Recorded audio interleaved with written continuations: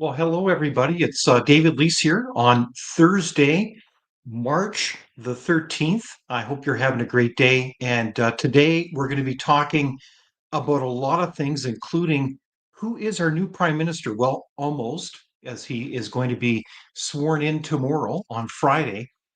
Who is Mark Carney? What does Mark Carney represent in terms of public policy on the record? And how can we thoughtfully reflect on that change of leadership? What does that mean for our country during this time where we are seeing all kinds of challenges from the United States and elsewhere within our country? And um, this is a historic time. Anyone would agree to that, where we have to decide, well, what are we going to do as a country to respond to these different challenges? We have different comments already. So, good afternoon, Prairie. We have Mark Wren saying Carney is a USA Democrat plant into our elections. And so that's part of, a lot of different comments coming in, and we welcome those comments. We really do appreciate it. And I want to give a little bit of a shout out, not only to our regular audience, but people that are joining us for this live format. It's been so heartwarming to hear people's concern and care for our country as people seek the truth, the facts, the evidence to understand how we can be best active as citizens in our country and to renew it and rebuild it. Um, and I want to tell you about an interesting conversation this past week. I was happened to be on relating to a person based in Canada who was on one of these telephone call centers. And one thing led to the next. And I was talking with this person, I'll call her Michelle, and it was amazing how much she was thinking as a Canadian, wondering, where do I get good information? And so I told her about this. And so she was really quite excited and saying, wow, I'm so grateful that there are people like yourself, David, that are working with teams of other people, other citizens from Canada who care enough for our country to try to look at these issues. So that's what we try to do. And we really do appreciate we love hearing from you. So bring it on. So we've got a lot to cover today. We've got two very special guests. We're going to get to that in a moment. I'm going to talk briefly about the headlines. And I wanted to just underline that we want to talk about Mark Carney as the prime minister elect, so to speak, as we reflect about who is Mark Carney. What are your observations and thoughts as an audience? But we want to talk also about the context that his term of office begins, namely the challenges around the United States, and as they restructure, as they go through challenges, how do we best understand that? Um, and that's right, Colleen McFarland. She says, good afternoon. I believe it's important to know thy enemy. Exactly. So, who is the enemy? Is it ourselves or is it the United States? Both. It's confusing.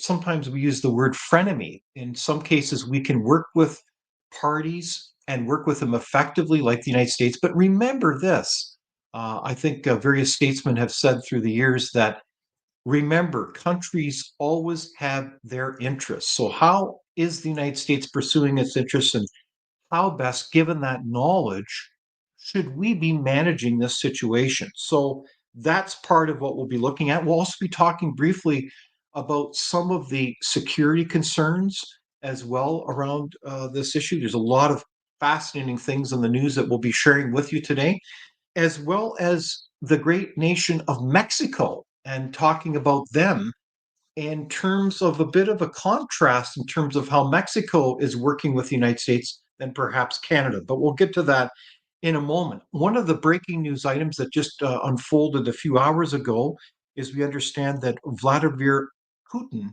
has backs a U.S. ceasefire proposal for the Ukraine. So that terrible war has taken some 800,000 lives, I understand. It's been a terrible war, and there's efforts to try to bring that to a conclusion. So we'll have to see how that unfolds. We also know that Mark Carney apparently is going to be visiting Europe next week. Um, That will be his first unofficial trips as the Prime Minister to London and Paris as he's sworn in tomorrow. We also know that there's a number of other items in the news. It's a little bit hard to track all of these tariff punches, if you want to call them that, but Canada has punched back a counterpunch of $30 billion, and apparently that's in the works now to respond to the United States set of tariffs. So we go back and forth, and some have been withdrawn. I believe that Premier Doug Ford in Ontario threatened a 25% increase on electricity exports, but that was promptly withdrawn after the Trump administration hit back with its own counterpunch. So this war is kind of unfolding, and it's kind of disturbing as it creates uncertainty regarding the status of U.S. levies because business needs certainty, just as we need certainty in our lives. We noticed that the Bank of Canada cut interest rates the other day to 2.75% or reduced it by 0.25% or 25 basis points. We also have different provinces undertaking actions. We notice that various provinces, I believe in Manitoba, BC included, have removed all US liquor from their shelves. And on top of that, we've got a lot of other interesting cases. I don't know if you noticed this, but there was a fascinating case in Ontario where a judge has slammed his colleagues for damaging the quote institutional credibility of the court system after they gave no prison time to a gunman at an infamous Toronto funeral shooting. Quote, if an offender can bring a handgun to a funeral, fire it towards the busiest highway in the country, ultimately avoiding incarceration, then it is evident that this court's warnings about handgun violence have been rendered futile. So said or wrote Ontario Appeals Court Justice William Horrigan in a dissent regarding the case of Terrell Burke Whitaker. What a statement. So, what do you think about that? So, the world continues to unfold, and I would like to now introduce our special guests. I am delighted to welcome back to the program Scott McGregor, who's a security analyst, and he has worked both with the RCMP and the armed forces. I know that, Scott, we've had some terrific conversations trying to understand and peel back the issues related to security in our own country, as that's certainly one of the concerns. So, a warm welcome to you, Scott. Thank you for having me. And I also want to welcome the Vice President of Research and Policy, Dr. Marco Navarro-Genie. And a warm welcome to you, Marco, as we peel the onion on what's unfolding today. So, welcome, Marco. Thank you. Good afternoon. Well, look, gentlemen, I am very excited about our conversation today because right off the top, it's official that Mark Carney got the crown of the Liberal leadership to head up his party. He was elected by a number of people, and I guess my first question is, were you surprised that Mark Carney won the race? I mean, I know that there were a number of other contenders, including former Finance Minister Chrystia Freeland and some others. Were you surprised by the results, Marco? I was not. I would venture a guess that not many people were surprised. But the big surprise to me was the magnitude of the victory, which casts, some people have pointed out, some suspicion, considering that 86% of people voted for Carney, which in and of itself is not a bad thing. It's just the uniformity and the consistency with which people across the country, from one end to the other, voted in such mass numbers for essentially an unknown guy, leaving behind people like Chrystia Freeland, who had been quite prominent, the deputy prime minister of the previous government, and so forth. So the fact that Ms. Freeland didn't even win in her own riding, she got completely massacred. What is also surprising, of course, is that Carney is a banker. He's a white man, and this is the party of diversity and all sorts of woke things that left women and people of color out. So I find that surprising. Yeah, no, it is kind of ironic in that sense, isn't it? Were you surprised by the scale of victory then? Like the percentages were, I believe, almost 85% in favor of Mark Carney. 85.9%, so 86% effectively, with only about 8% for Miss Freeland, and then much lesser numbers for the other two candidates. That was not really a surprise, but that Chrystia Freeland would receive such paltry support from this party, the party that she has been the deputy prime minister for, that was quite a surprise. And it is interesting as well. Like I am familiar with a number of these ridings across the country, including Christopher Freeland's own constituency of centered on Rosedale in downtown Toronto. It's certainly Right. a very well-heeled riding. I was surprised that her support was so low, that her, even there, Mark Carney seemed to sweep every constituency. In fact, I think without exception, if memory serves me correctly. I looked at the numbers fairly quickly, but there was not a single riding in the country that I could see, and I looked at preliminary numbers, so they may have changed, but they couldn't have changed because the differences were so dramatic. So in many ridings, the victory of Carney over Freeland, over all the other ones, but we're talking about Freeland specifically, was in a magnitude, in one magnitude of numbers, and sometimes two. Which is unbelievable. In some places, Carney would have 1,000 votes, and Freeland would have a dozen, sometimes less than a dozen. That was that's one thing. The what is suspicious anyway is that statistically that's quite difficult to achieve. That Mhm. she would lose in every single constituency across the country with such large differences. So if we were talking about Rosedale, for example, and she had lost by 2 votes, for example, that would seem not so odd that the Freeland camp put up a fight. But considering the gaps and the differences between the Carney numbers and everybody else's, including Freeland, uh, people talked about a coronation, and they were sort of jokingly, facetiously speaking about a coronation, but that's what it seems to have been, right? So he wins 86%. That means that 14%, the remainder, is divided among three different candidates. Mhm. Now, the other issue, of course, is that they counted 150,000 votes, more or less 151,000 votes, and that they discarded almost twice that number. That also makes it Discarded, quite discarded that many. discarded in the sense that they had 450, or they boasted to have had over 400,000, 450,000 registered members to vote, and Mhm. that they were only able to verify so that they could vote about 151,000.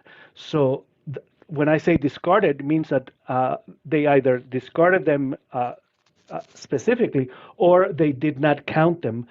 They could not verify the identities, or so forth. Mhm. So forth. In light of the fact that we know that there was some serious shenanigans with, including foreign forces meddling with their processes before, it makes you wonder.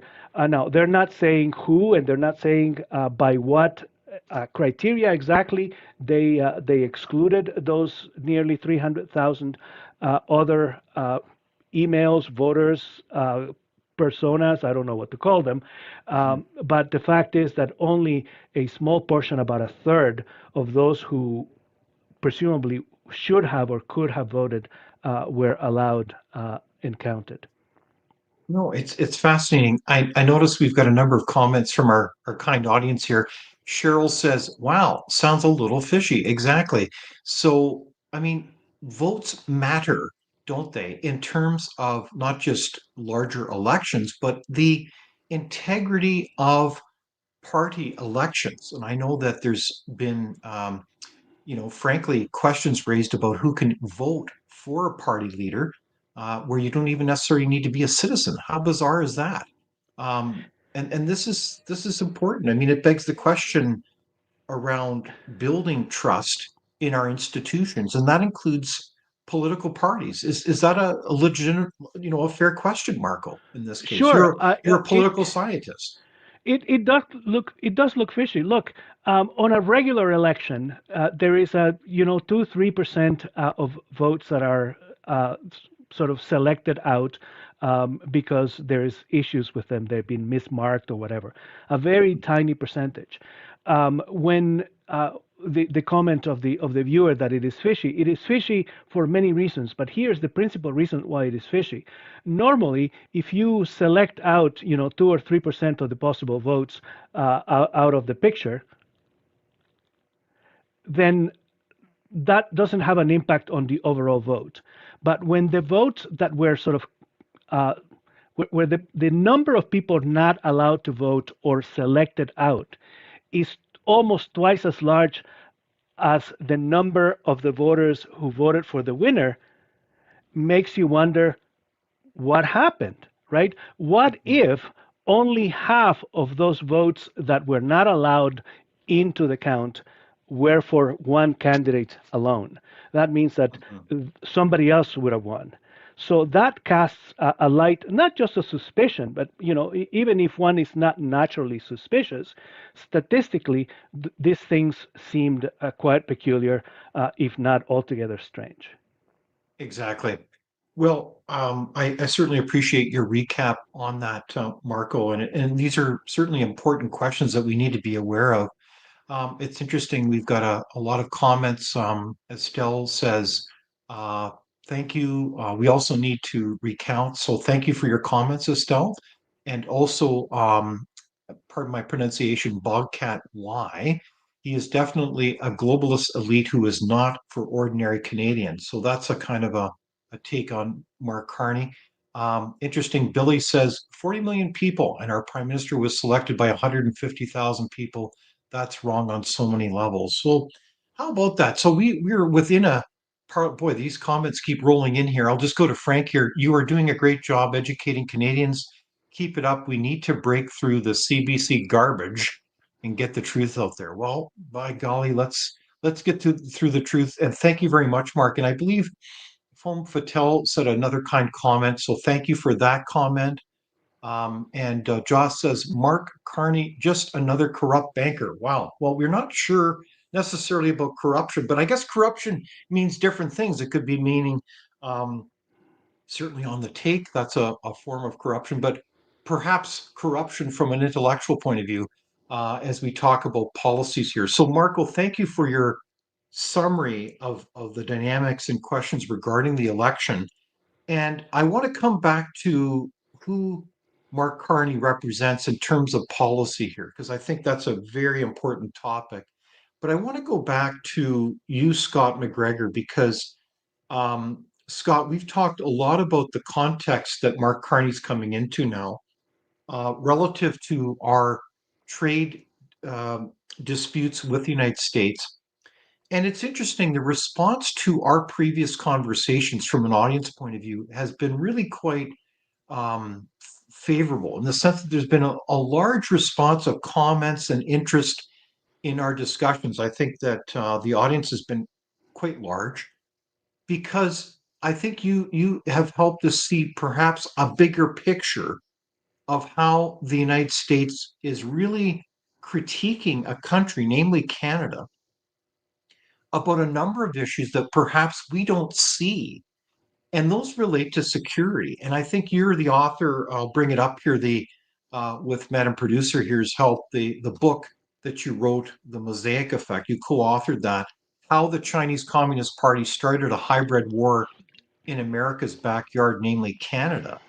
And I thought the response has been really quite huge to your thesis that we've got to pay attention to security issues in Canada that have been around for years, but we just don't hear about them as Canadians. And the Americans see this.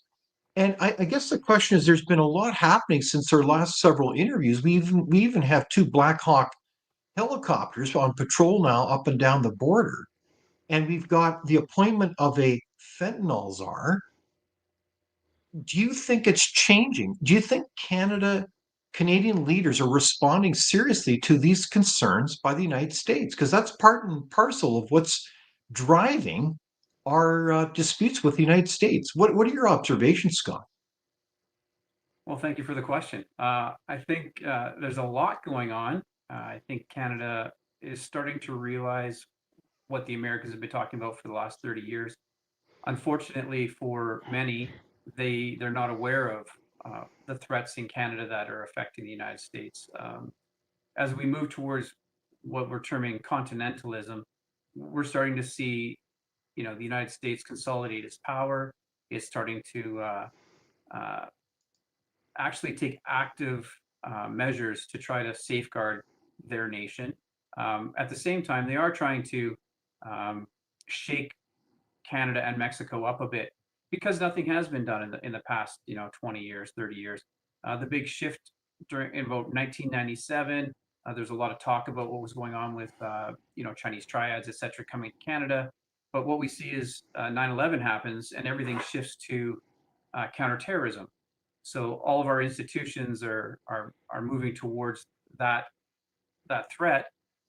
Mhm. At the same time, we had the Aurora case, which caused a real problem in law enforcement because of disclosure. So that's been a bug in law enforcement ever since. Um, in regards to what Canada is doing, as our government is still it's making token efforts, in my opinion. Mhm. The Black Hawk Mhm. helicopters are leased from the United States. They don't carry any surveillance equipment, and they're marginalizing the RCMP's own helicopter capabilities on the border. So that's concerning.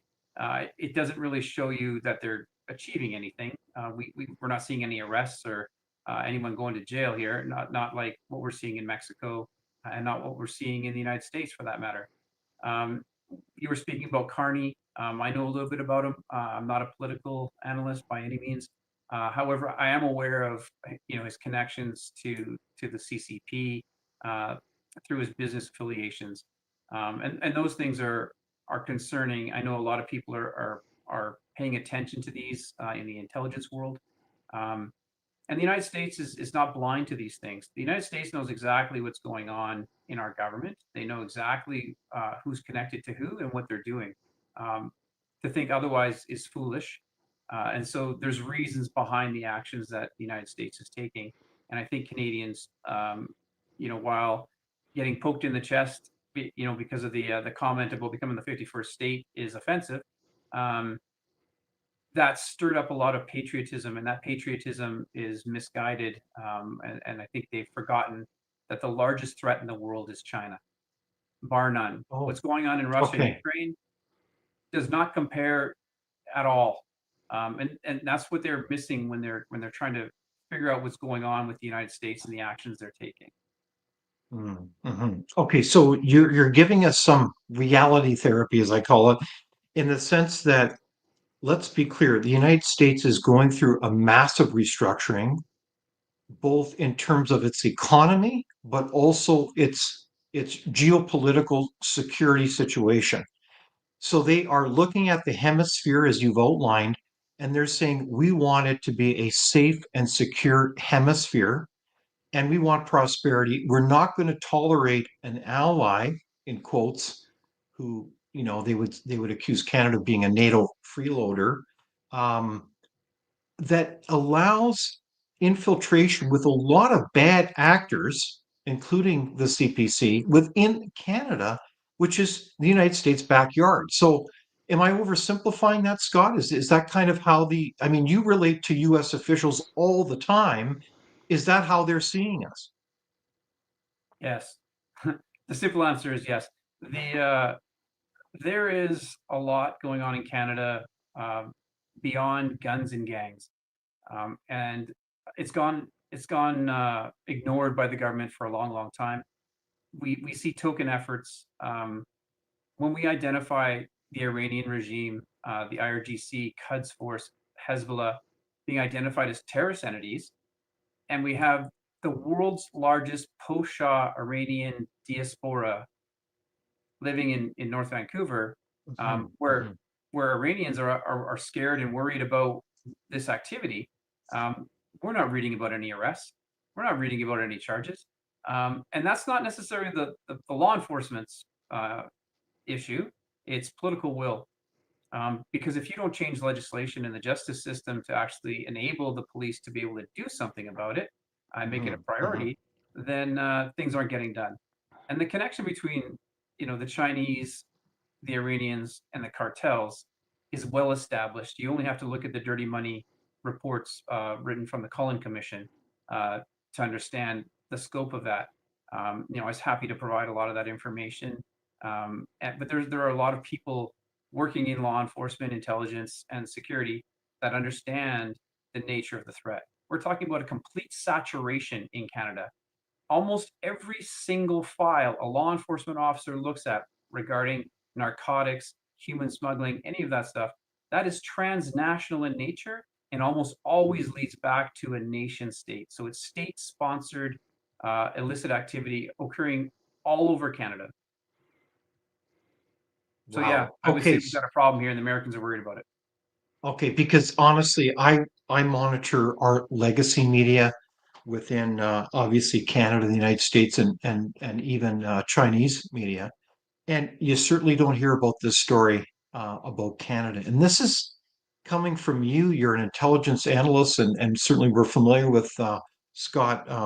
Really landmark intelligence reports that have been tabled with our own elected officials for years, citing these concerns, and yet we seem to be deaf to the point that we need action. We can't just kind of pretend or be like in theater here and be performative, but this needs to be action. We need to get to action. We need to deal with the money laundering, all these things. And I want to cite an interesting case that just came up, I believe, yesterday.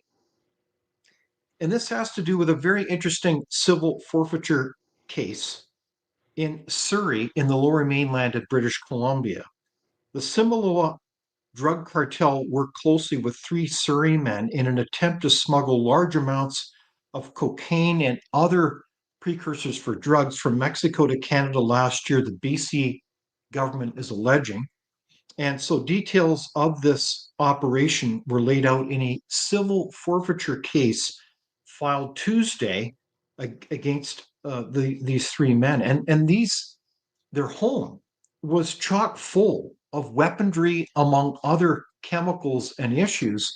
I mean, this is on top of many other similar cases, as well as a few weeks ago, the shutdown of certainly one of North America's largest fentanyl labs near Kelowna. And this apparently this lab, as it was described by officers, had serious scientific instrumentation and warehouses. This was not just simply in someone's shed in their backyard or something like this. So does that surprise you, Scott? These revelations that are now finally starting to, well, be public. It doesn't. It surprises me that mainstream media has taken a look at it. There's been things that have been going on in the country for a long time. People have been trying to raise awareness about some of those things. There's barriers to that, especially in my world. Speaking directly to any specific entity can be dangerous. The lawfare is real. So these people have the best lawyers in Canada representing them. It's not something that you want to get involved in necessarily unless you have the money to fight defamation suits left, right, and center. In regards to what you're talking about with the Sinaloa has been controlling the I-5 corridor for a long time. That's well established within law enforcement. There's been open source reporting about this, so that information is available. But not only the Sinaloa, the CJNG, which is the largest, richest cartel in Mexico, they're also involved. And we see a lot of activity in Canada. One of El Chapo's headquarters was in Canada. Pardon me? Can you repeat that? Yeah, El Chapo had a headquarters in Canada. A lot of people think it was Chicago, and it wasn't. That's also open source. You can find that information publicly.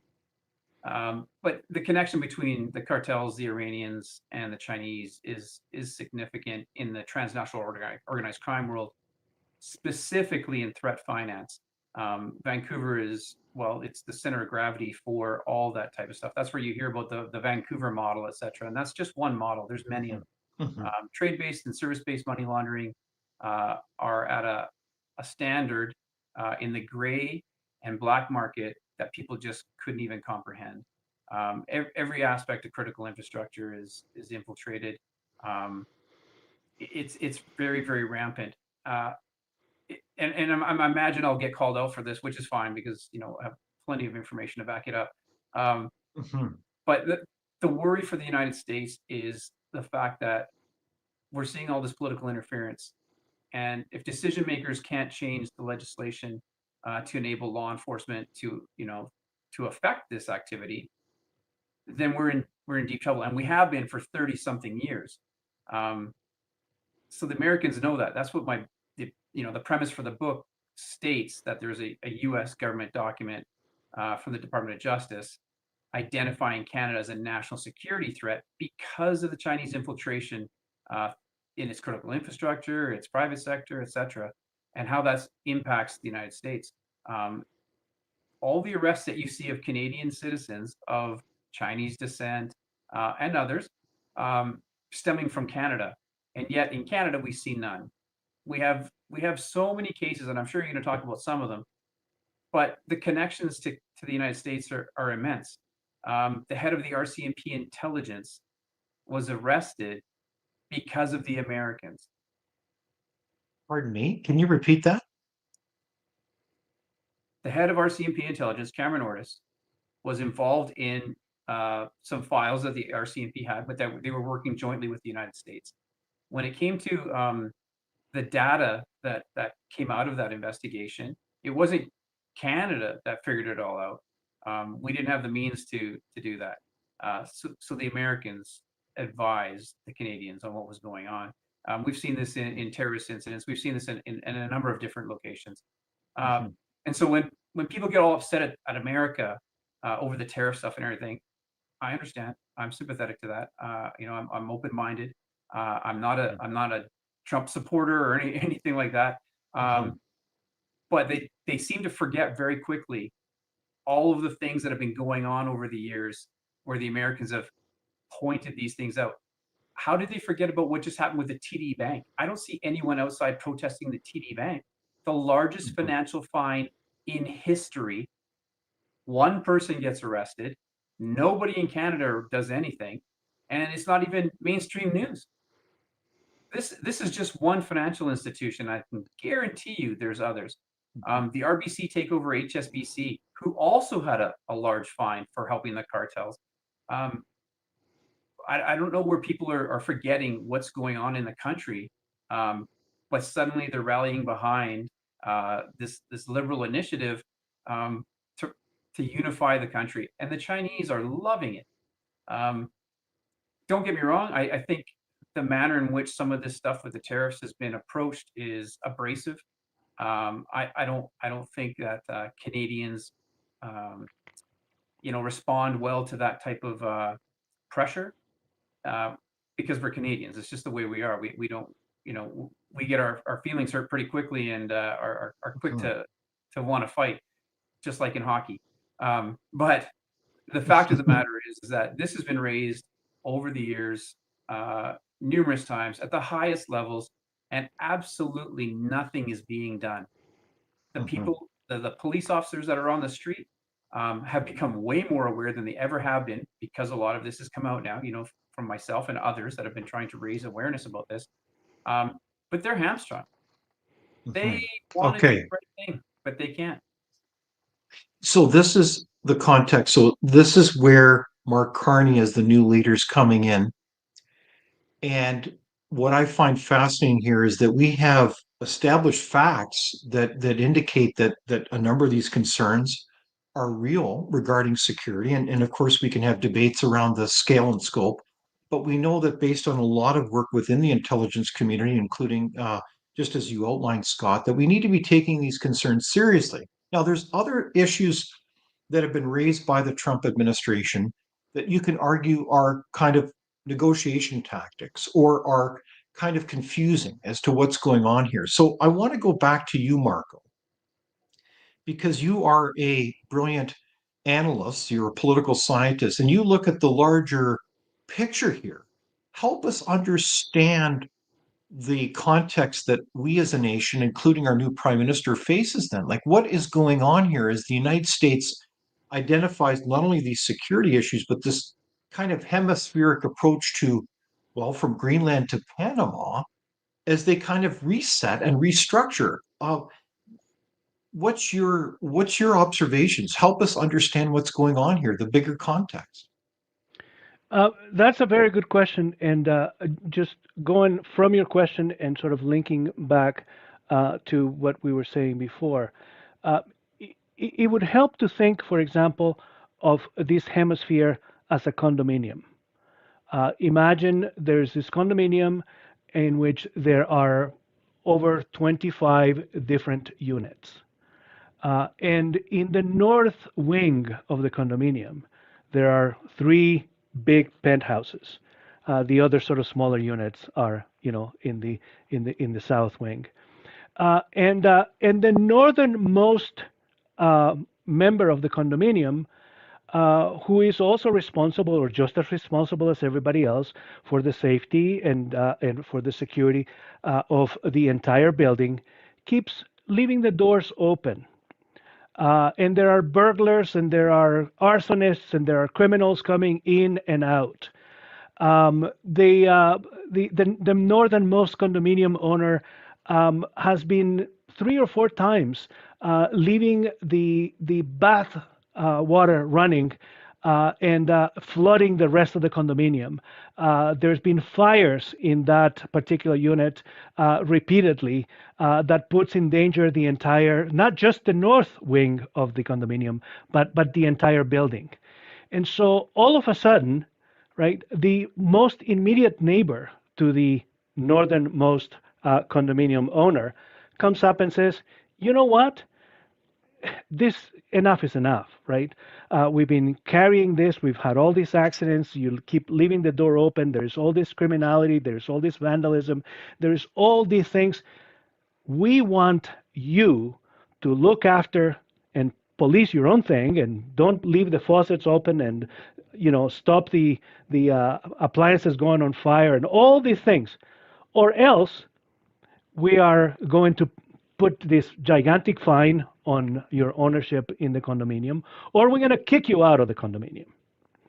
And this is exactly what is going on. We like to think that Canadians are nice, and we are, generally speaking. But the fact is that for the last 40 years, this is not just a Trudeau problem. We have been a neglectful condominium owner. We have been a very bad neighbor in so many different things. And so now that our neighbor is calling us on it, we get all indignant like a child, like a teenager who gets called on for, leaving the dirty dishes in the sink. And now we're crying foul and we're blaming the person who is calling us out for all the neglect. This is Canada. And so our government is pulling a tantrum, just like they did in COVID, by the way. They would rather have a tantrum and make a big crisis out of it, because the alternative was to admit that they had essentially botched the health issue. And they continue to do it, by the way, right? Because our hospitals are in shambles, our health system is crumbling. That is the real issue and should have been the real issue in COVID. Here is we're blaming Trump, we're blaming the Americans, we're blaming everybody and their grandmother so that the governments do not, and governments in plural, because there have been, as I said, many, rather than accept responsibility for their neglect over these last few decades, we're trying to blame Trump. And Trump is an easy target because of his style and whatnot. We are also tapping, by the way, in what is essentially a very nasty streak of anti-Americanism in the culture. And so, again, we are trying to hide being bad neighbors by being even worse neighbors. Oh my gosh, what a summary from Scott McGregor and Marco Navarro-Genie, from security issues to are we bad neighbors within this condominium analogy. I think that's a brilliant analysis. So, audience, what do you think of that? We've got a whole range of comments. Prairie says, not a peep from mainstream media in Canada about the TD Bank scenario. I think that's been largely true. Um, and other comments, Sherry asked a very good question. So, how do we take them down? I think you're referring to the cartels. And how do we get our country back without the cops and the justice system is afraid to go after them? We need a corporation like the FBI in Canada. Well, that's a really good question. Scott, any immediate response to Sherry's question? Sherry, I like your question. You're going to hate the answer. Unfortunately, uh, all of the agencies, CSIS, RCMP, CBSA, are all sub-ministries under the Ministry of Public Safety. That makes them all political entities. So what the government wants is what they will do. And to take that a little bit further is our justice system isn't designed to enable the type of activity that law enforcement needs to take to stop this stuff. I don't disagree with you. The RCMP should be federal and leave the rest to everyone else. They were founded on a two-man team that would go and patrol small towns in rural Canada. And so when you have people that are posted from northern Manitoba into the city of Vancouver to run things, they're completely out of their element. And by the time they get caught up, unfortunately, they're getting promoted and moved to another position. So that stuff doesn't really get the attention it needs. The other side of that is in Canada, information sharing at the classified level between agencies does not really happen. Unlike the United States, in 2011, President Obama made transnational organized crime a national security threat, which enabled them to share information between different agencies, including the military. Most classified information in Canada is with the military. So they know a lot about what's going on and can't talk to the law enforcement agencies about it. Uh, Part of my role while I was there was trying to fix this, but we were shut down by Ottawa. Some of it had to do with Mr. Cameron Ortis and what he was up to. And so all that type of activity doesn't occur really in Canada. So to answer your question, using the Five Eyes, that's the Five Eyes Intelligence, so Australia, Canada, Great Britain, and UK, and New Zealand, that's how we would approach this. And unfortunately, what you're seeing right now is the people that provide most of that type of information, the United States of America, isn't happy with what we're doing with the information, and we are not helping ourselves by not being, the government not enabling and making some changes legislatively to be able to achieve those goals. We're not even identifying them right now. We have a liberal government that is suddenly nationalist, um, and this chaos works for them. This is all political. Everything that you're seeing in the media coming from the liberals right now is political.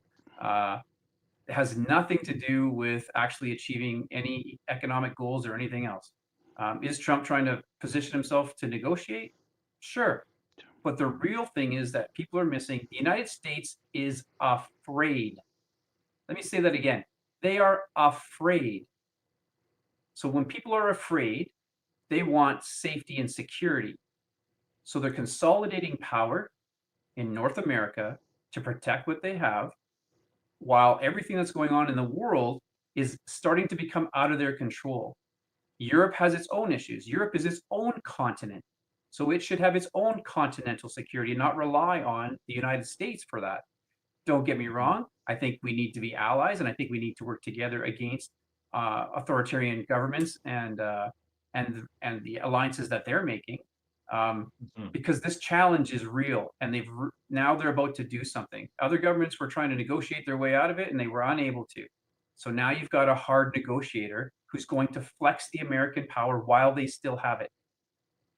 That's Okay. my opinion. Yeah, I'm just saying, exactly. but And you've got the midterms, so there's a narrow window, so they're going to go out at full throttle, and they are not. They're going to consolidate, the security of the United States. There's a lot of comments coming in, And I so much appreciate the audience comments here as we talk with Scott McGregor, security analyst, and Dr. Marco Navarro-Genie about the politics of this situation as we talk about a new leader of the Liberal Party and our Prime Minister now coming in to be sworn in tomorrow. So um, before I turn back to you, Marco, I just want to play a clip from certainly a very powerful leader within the Trump administration on his take about Canada's fentanyl issues.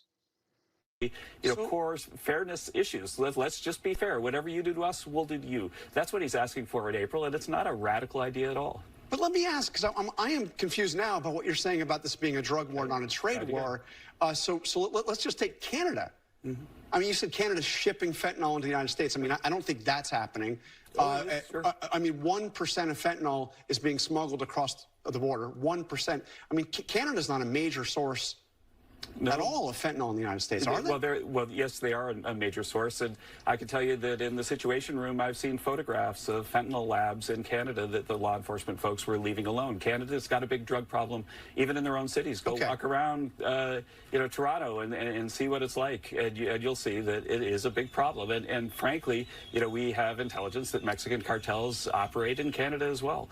And so if you want to get the cartels out of the U.S., you got to get them out of Canada and Mexico. So there's the great Kevin Hassett. So I mean, you've got to listen to what they're saying. He also references being in the Situation Room, and this is what we don't have in Canada that I'm aware of, Scott. Is we don't have a Situation Room where all that information is on the table because we're designed to have information siloed. And so this is the situation. So as we approach this now, we have a new leader named Mark Carney, and it's interesting, Marco, as he accepted the mantle of leadership with the Liberal Party and ultimately being the prime minister, and he was anointed, as you said. He's a person with 3 passports. He has kind of laid down the gauntlet with the United States. His messaging, I thought, was fascinating. It was one of pursuing a trade war with the United States. And I can see how he's tapping into how so many Canadians are, rightly upset about, being questioned as a nation. But Marco, were you surprised by Mark Carney's messaging as he accepted the leadership of the Liberal Party? Not at all. Carney is kind of tied up in a sense because in order to do what he needs to do to correct the things that need to be corrected, he would have to repudiate the current parliament. And that includes most of his colleagues in his party. These are the people from which tomorrow he's going to be naming people to sit around the cabinet. And so a great deal of the problems that we have that are self-inflicted by and large can be corrected, to be sure. But because they have been largely self-inflicted and in great measure in the last 10 years, he is the heir of the people who have either started some of these problems or magnified some of these problems. And so I was not surprised one bit that his rhetoric essentially mirrored the rhetoric of Prime Minister Trudeau. So in that context, then, Marco, are you saying that as a political leader, he's inherited a legacy of 10 years of a Trudeau administration that has pursued, objectively a lot of policies that have not served Canada well, like with our lower standard of living, security issues to boot, all kinds of things. He's kind of he's kind of within that political box, if you will, that policy box. Is that what you're getting at? Yes, and it's actually a little worse than that. And it's a little worse than that because we are essentially on the threshold of a federal election. And so what Carney would have to say to reverse course essentially would end up sounding like the leader of the opposition criticizing the Trudeau government, which he cannot do because his political fortunes are at play. And so Carney is essentially boxed into having to defend the record of the Trudeau government, even though he has been busy trying to distance himself from it. Wow. Okay. So if you were an advisor to Mark Carney, um, what would you advise him to do?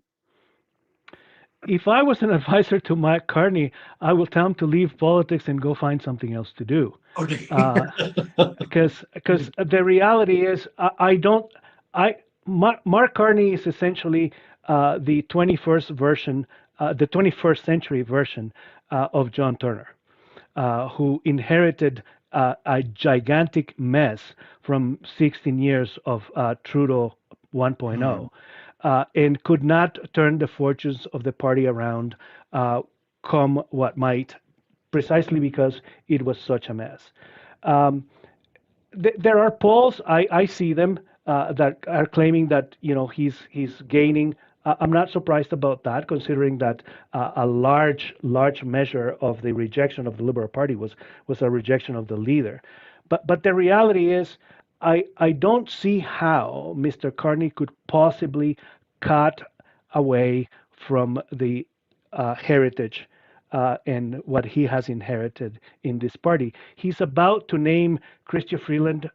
He must, to some extent, to some sort of cabinet position.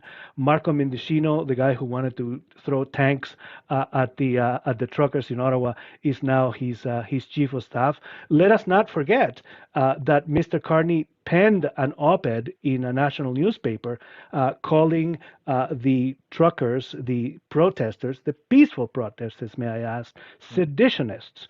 And he exaggerated their role and said that they were calling for the overthrow of the political system, which is of course nonsense. It's completely absurd. So the reality is he's boxed in, and I don't see him changing the discourse. He's going to change the words. He's only going to have a carbon tax for these people, but not for these people.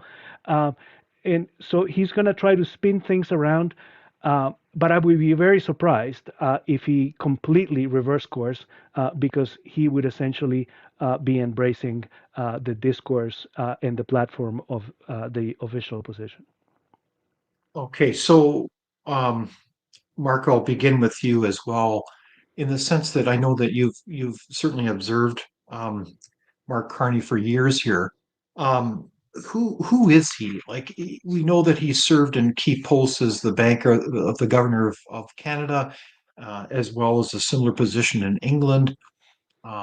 He's really been involved in a lot of major international leadership positions, including, I think, leading a lot of work on environmental policy. So help us understand who Mark Carney is from a policy point of view.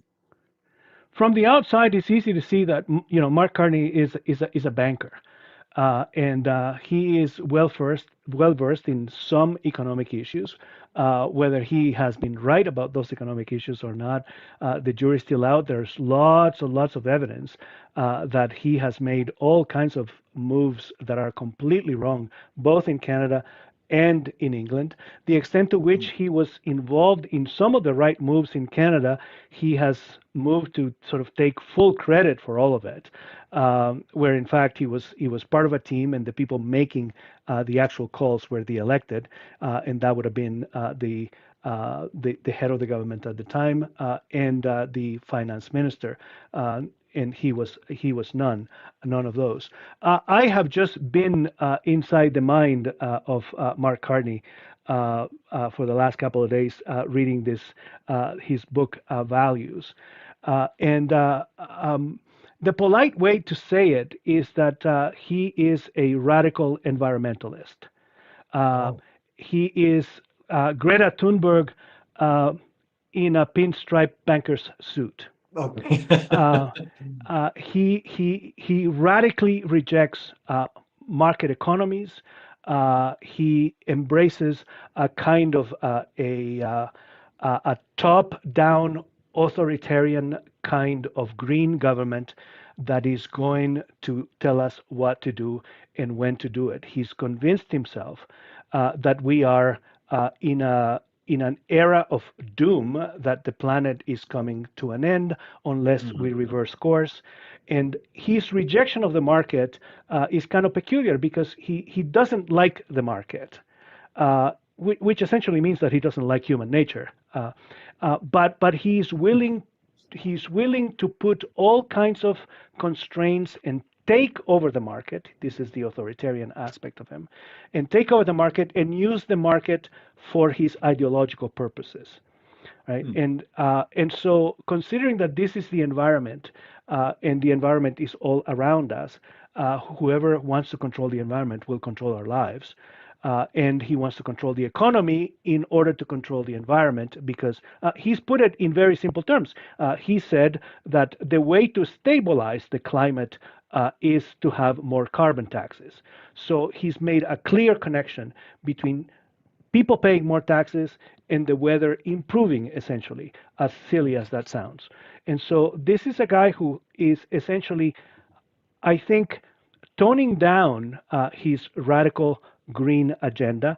But Canadians have rejected people like this before. Let's remember that Stéphane Dion had exactly the same plan, the famous green, infamous now, I suppose, green shift. And so what we are going to see with Carney in office, should he get a prolonged term in office, is essentially the implementation of a different version of Stéphane Dion's green shift. Okay, so that's a very helpful outline, Marco. It's interesting, many good comments here. Robert Kerr says Carney is a total climate and financial hypocrite, according to Robert. So good insight. Susan says Carney was the economic advisor to Trudeau, the current prime minister, for the past 4 to 5 years. Liz Truss, the former UK prime minister, has warned Canada about Carney after his tenure as Bank of England governor. He was far worse than Trudeau. So very interesting comments and opinions here. Scott, would you have any observations about Mr. Carney in terms of his insight on the issues that the United States is talking about, including security issues? I'm just curious.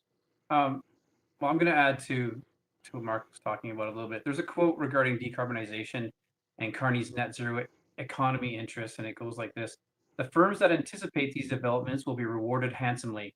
Those that don't will cease to exist." I think that's pretty straightforward. But what he's doing is he's trying to get this Green Deal and measuring it against China's new Silk Road. And he's saying that if we don't do this, then the Silk Road is going to take over. Carney co-founded GFAN. And pardon me, just to clarify, what is the Silk Road Initiative, Scott, for our audience? The Belt and Road Initiative is China's idea of a new trade system. It includes a seaborne, a land, and air as well. But one of it goes through the Arctic. Some of it goes through some countries in Europe. And it's going to try to replace the Western control we have over the 5 global choke points, which is where about 85% of trade occurs. So they believe that that's how they're going to establish this. That's what you're seeing in the South China Sea. That's why the Chinese are so aggressive there. But what I want just to be clear, because what you're saying is just packed with significant strategic significance. Sure. The 5 choke points, meaning the choke points, pardon me, between continents, including at the Arctic, right? Is that right, Scott? Yes. So you're including the Panama Canal, Suez Canal, and all those exactly. The Malacca Straits, which is the big South China Sea one. But Carney was the co-founder of GFANS, and I'm sure Marco's aware of this already, the Glasgow Financial Alliance for Net Zero. What people may not know is that he's the co-chair also, and that is connected to the Asia Infrastructure Investment Bank, which is challenging the United States to try to change what the dominant currency in the world is. That's a really big thing. On this board are 2 Chinese CCP officials. So there are connections related to what's going on in Mr. Carney's business life. I'm not going to elaborate any further than that. I'm sure people will be able to go and look up some of this information themselves. And I'll bet you will see information starting to come out about all of these connections in the next short while. And that will be conducted by concerned citizens, but also the United States government as they decide to release information as well through information operations to try to inform people about what's actually going on. Yeah. So that's brilliant, Scott, because what we're doing is we are showing the level summary of facts, and there's many other layers of information that we can go into that relate to the strategic significance of, again, not only the economic financial reset that's going on with the United States and the restructuring, but also the geopolitical reset that has to happen for this hemisphere and for the world. So this is a big agenda that in Canada we have, well, would you say in the mainstream media, almost no hot clue about?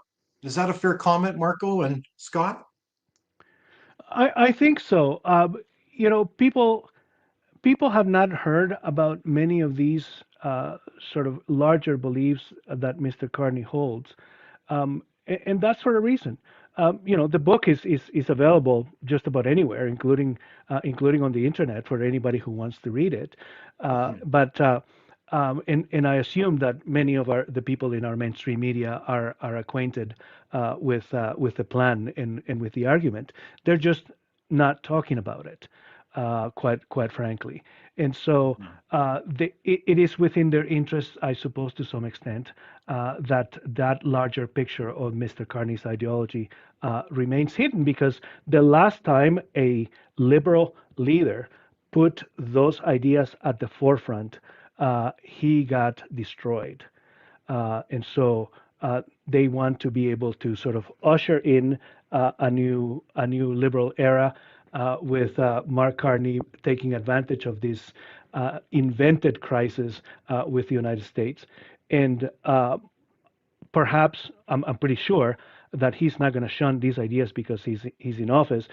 The whole point of this book is almost a how-to argument for how to transform the economy, and how to get rid of a market capitalist economy and direct it towards a socialized economy in the service of the green agenda. Exactly. So let's be frank here. We are all about trying to put Canada first and building up this incredible country. But what we have now is someone who represents a series of policies on the record, in the public, but also behind the scenes that align with something else.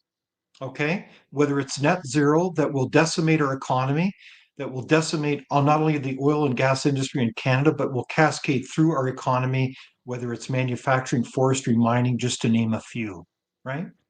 This is where the arrows point, correct? Yeah, if you don't want to read the whole book, just read the introduction.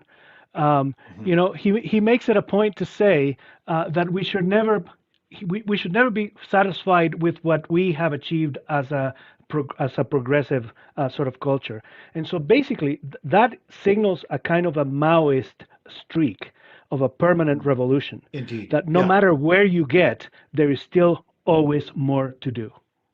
Exactly. It's pretty radical. So this is, yeah, it really is pretty radical. So this is, I hope, a revelation or helpful to our audience. I just am so grateful for the conversation here. And I know we're a little bit beyond our normal time here, but I did want to finish off with another very intriguing question.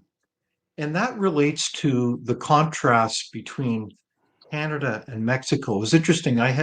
Last week I was within the great country of Mexico, and I heard a profound speech by the president of Mexico, and I thought it was a historic speech, quite frankly, where she talked in a visionary term about working collaboratively with the United States as their greatest ally. By the way, Mexico is now the largest trading partner of the United States. It's no longer Canada. Her speech was thoroughly focused on the national traditions of their country, along with the national traditions of the United States. It was thoroughly anti-globalist, if you can say that. And she threw down the gauntlet against the criminal cartels of Mexico. This was a historic speech. And she accepted the assistance from the United States to go after those cartels. I thought it was astounding as Mexico last week discovered another series of mass graves of hundreds of people. I mean, this war with the cartels is horrendous, and it's affected almost arguably every aspect of society. But what I found fascinating was this is in contrast with Carney's speech, which articulates a war, an economic war of sorts with Canada. His next trip next week, official trip, will be to Europe. It won't be to the United States. Um, and so I'm wondering, is there any significance to that? Is Mexico carving out a different pathway in contrast to Canada? Who wants to take that one on first? Marco? Sure, I'll jump in. Um, Look, going back to the analogy of the condominium, um, Mexico is still part of North America. We don't always think that way, but continentally, it is. And um, while Canada has is wanting to declare basically economic war against the United States, it has done almost the exact opposite of preparing for an economic war. Why? Because in Indeed. the last 10 years, we have done nothing but weakening our economy. It reminds me of the mullahs in Iran when they took over in February of '79. The first thing that they did is they rounded up all the generals and they shot them because they were loyal to the Shah. And then, of course, they got into a war with the next door neighbor. So imagine the equivalent of that is that we have essentially ransacked our own economy, and now we want to pick a fight, an economic fight, with the most robust economy on the planet. Let me just give you a couple of examples because we could talk about this for days. In terms of foreign investment, Canada's foreign investment situation is pathetic. It is in deep trouble. And in the last 10 years, while the Canada's foreign direct investment has dropped consistently for the last 10 years by basically it by about 9%. Mexico's has increased by 15%. So Mexico has been reaping the benefits of shoring up and making its economy more robust. In terms of labor productivity, where Canada is also in an abysmal state, Canada has dropped to nearly 2% in its productivity, in its labor productivity. And Mexico's productivity is also 15%. So think about the gap that means in terms of why? Because in Mexico, all throughout this last decade, they have been buying new machinery, they have been upping their infrastructure in ports, in transportation, in all kinds of key levels issue, including, by the way, also increasing their own security in spite of what is happening in the northern border. The capabilities of the Mexican fighting force have not been decimated by DEI and transsexual soldiers and people not allowed to pray and all these things that while the Mexicans have been shoring up and making their economy more robust, we have been essentially worried about, tampons in the male bathrooms and all this identity politics and all this nonsense. Wow. What do you think, Scott? What's your comment here? Well, I think people are learning that in Canada there's corruption. And unfortunately, no one wanted to believe that on such a scale that we're experiencing. So it's been kind of hidden. In Mexico, corruption is right out in the open. You can go on any Facebook group right now and look at trying to drive to Mexico, and it'll tell you don't drive at night, carry some cash, have a second wallet. And this is for anyone crossing the border and heading down south. So there's definitely concerns about what goes on in Mexico. I agree with you. Yes, they've been increasing their economic standing, but I'd also say you should look at how many ports are owned by China in Mexico, and the agreements between the Sinaloa cartel and what moves between the two countries. Sinaloa has a headquarters in Hong Kong.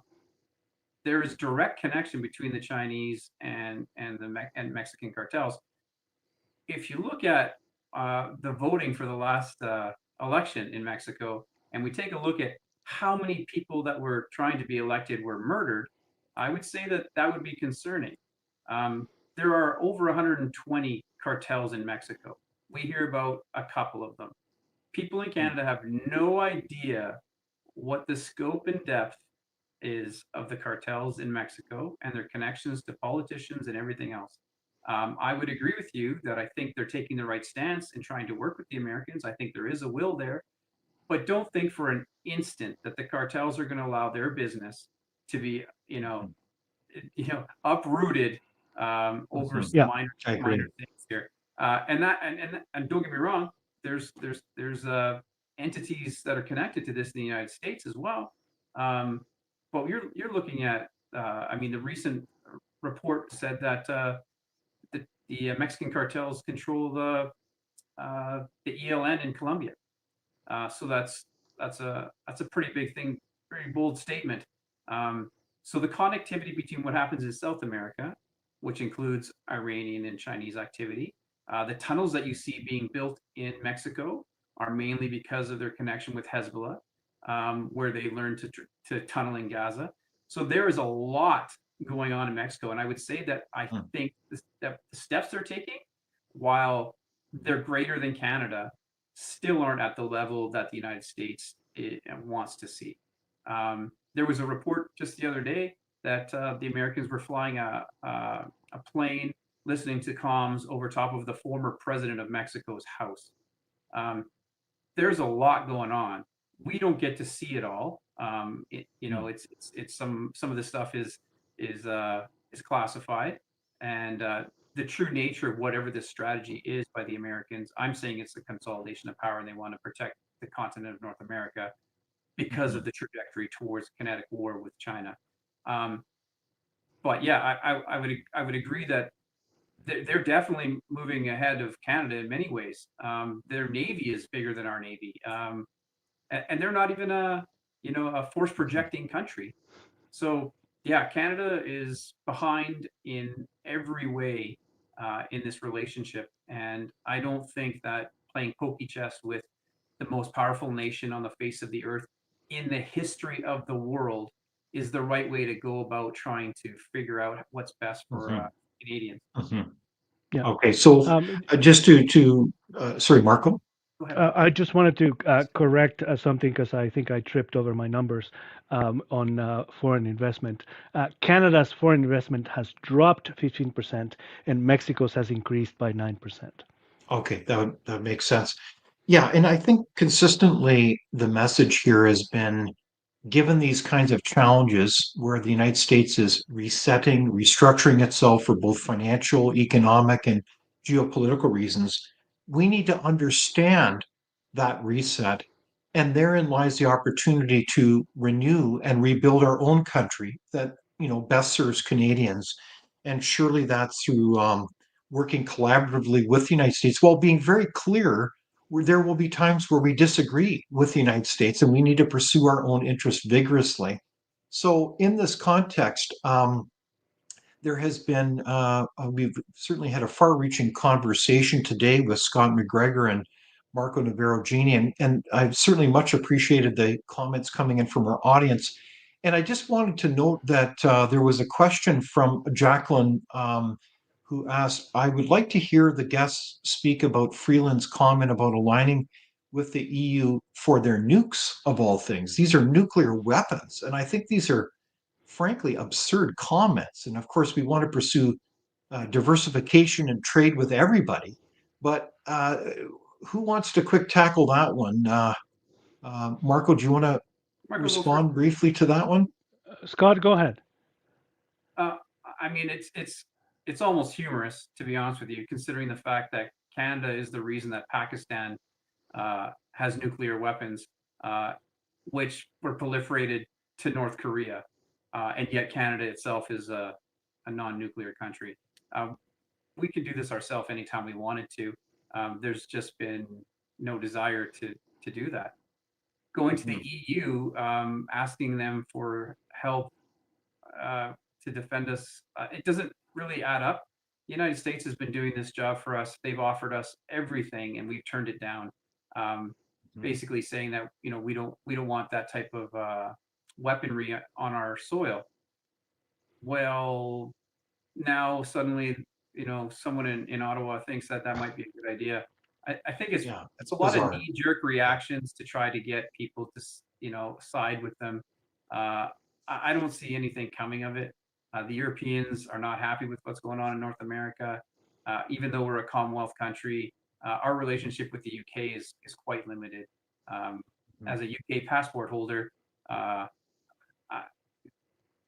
differences are pretty big.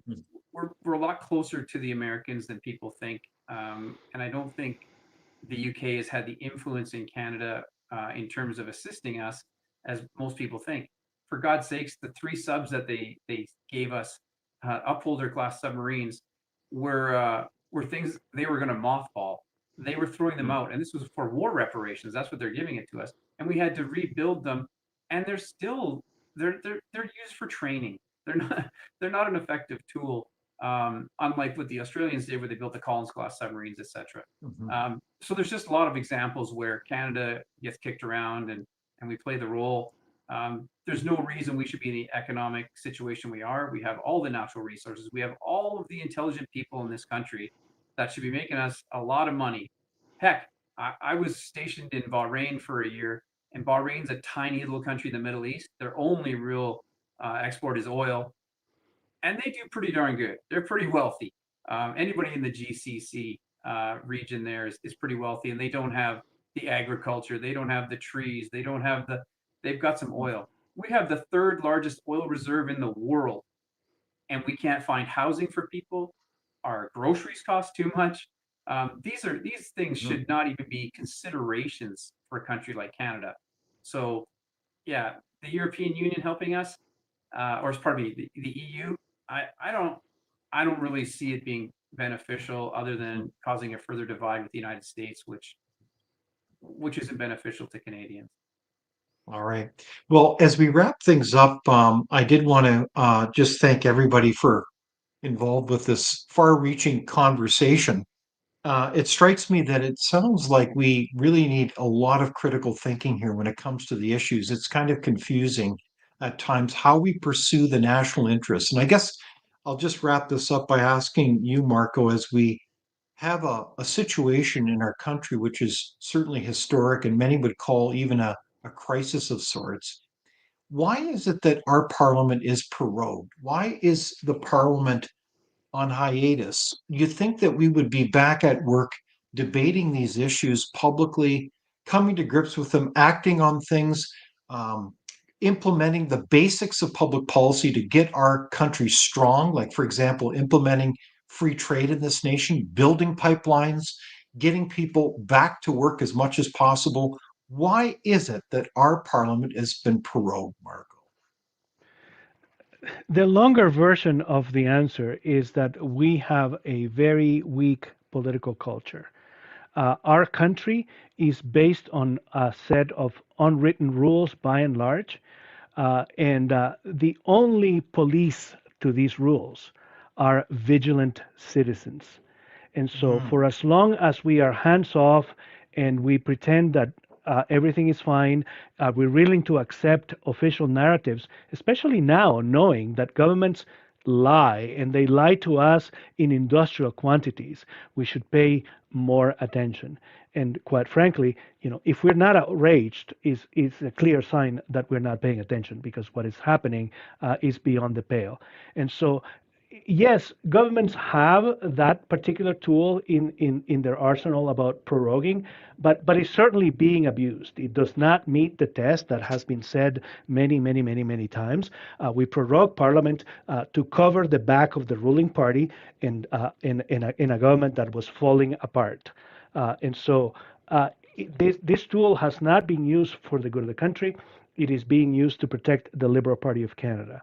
In the middle of a crisis, that sin is 10 times as bad because there should be a parliament functioning right now. They should be sitting. Many of these issues that we are talking about here, not that I mean to say that we are supplanting parliament, nothing anywhere near, but we should be talking about them, but they should also be debated on the floor of the House of Commons. Canadians should demand nothing less than that. Marco, I have a question for you, really quick, if it's okay. Why doesn't the person like second in command to the prime minister just take over if they want to resign? I'm thinking of the United States with the Biden administration and Kamala stepping up, something along that lines. Why would they not be able to do that, instead have this special election in the Liberal Party? I mean, there's a lot of information around that as well, with votes that were disqualified, etc. But why wouldn't it just be the next person in line that takes over, so we can just carry on? Like you said, we're in this crisis, and that's what they decide to do. Constitutionally, we do not have anything like a vice president. We do have a deputy deputy prime minister. In this case, it so happened that the deputy prime minister had gone to war against the sitting guy, and so the last thing that the sitting guy wanted was to cede the chair to her. But we do have constitutional tools, and the constitutional tools are exercised by the governor general. And I am not very happy to criticize the representative of the Crown, but in our case and in the last three iterations, we have had appalling choices as governors general. The governor general should never have accepted the desire of the government to prorogue. There was no reason to prorogue. If the ruling party was losing its head, and therefore the prime minister, the governor general should have insisted that if there was a political issue with the sitting prime minister, that then he should step down, and then the party should have named a different one. But what this also shows and betrays is an enormous weakness inside the caucus of the Liberal Party of Canada, which is still in charge, by the way. These are going to be the people that are going to be sitting around the cabinet table that Mr. Carney is about to form.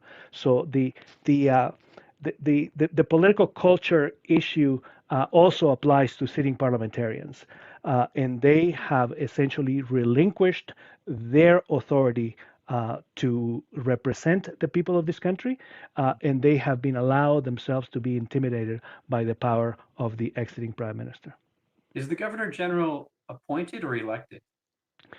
The governor general is named by the sitting prime minister and appointed by the Crown.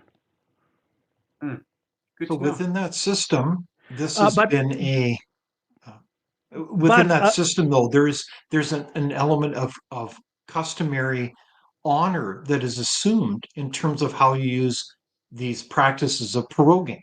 You can't Yes. just prorogue the parliament for expedient political purposes. But And the anyways, appointments therein that we lies have, the the problem. appointments that we have had have been total DEI appointments, right? And therein lies a significant part of the problem. The previous governor general, who tarnished himself in different ways, a prime minister, not prime minister, excuse me, the governor general. His name just popped out of my mind. David Johnson. He was one of the best governor generals we had had. And one of the reasons I ventured to I propose is that he was selected by an impartial committee that Prime Minister Harper put together. Right. Indeed. So he was indeed selected by the Prime Minister, but not out of the blue. He was basically vetted by a committee from a long list of people, and they tested him for his knowledge of the traditions and all the things that governors general are supposed to know before they actually put him in place. And he happened to have been a white guy, but he was not just well deserving, but very capable of occupying the position. One cannot say anything near or close to that about his successors. We need to wrap up our conversation here. I want to thank both Scott and Marco for being our special guests today as we talked not only about the new prime minister to be sworn in tomorrow, but also the context in which he enters that office. And I think we've also had a tremendous conversation with our audience, and I want to thank all of you for caring enough to take the time to participate in this conversation. It's been a far-reaching conversation, and it will continue to unfold. And if there's one thing I've learned is that this is a situation that is both a challenge to our country, but surely it is an opportunity to renew it, to rebuild it. And that depends not only on our elected officials, who we need to demand more of, as Marco said, but we need to demand more of ourselves. So please continue to speak up and be involved in our country, because we know that we all love it because it's our home. So thank you again. Thank you, Jennifer, for your kind comment. Thanks for the interesting conversation. And Suzanne says thank you to all. Great conversation and very informative. So on that note, I invite you to join our conversation next Thursday, and be sure to subscribe to our newsletter, and be sure to check out our website where you can learn about many other related topics, including our upcoming Alaska cruise tour with our special guests, one of the co-founders of Greenpeace, Dr. Patrick Moore. And be sure to check that out. That happens in August, and that's actually a picture of the boat that we will be on. It will be a fantastic one-week cruise on a Princess cruise ship, and there'll be numerous opportunities for discussion and great hospitality among similar conversations with all kinds of people that care about this country. So please join us.